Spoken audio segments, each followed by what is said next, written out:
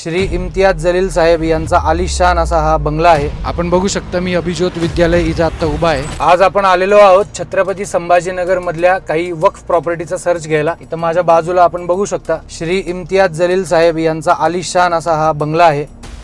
यांच्याच एरियामध्ये एक वक्फ प्रॉपर्टी आहे, मन्नत बहुतेक नाव आहे या बंगल्याचं। तर याच एरियामध्ये एक शाळा आहे अभिज्योत विद्यालय म्हणून, जी की भारतीय शिक्षण संस्था याच्या नावाने एक रजिस्टर्ड आहे आणि ही एक वक्फ प्रॉपर्टी म्हणून डिक्लेअर केलेलं आहे।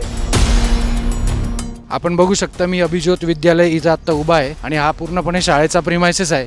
इथे तुम्हाला कुठं कब्रिस्तान किंवा ग्रेवयार्ड असं काही दिसत आहे का बघा। साधारण 2.5 एकरपेक्षा जास्त, 2.5 का 3 एकरपेक्षा जास्त क्षेत्रफळ इथं वक्फ प्रॉपर्टी म्हणून रजिस्टर झालेलं आहे। आता माझा प्रश्न आहे, छत्रपती संभाजीनगरच्या जनतेला आपल्या प्रॉपर्ट्यांकडे लक्ष आहे का नाही आहे याचा विचार आपण करणं गरजेचं आहे। आता तुम्हाला वक्फचे जे ऑनलाईन वेबसाईट आहे त्याच्यावरचे डिटेल्स दाखवतो।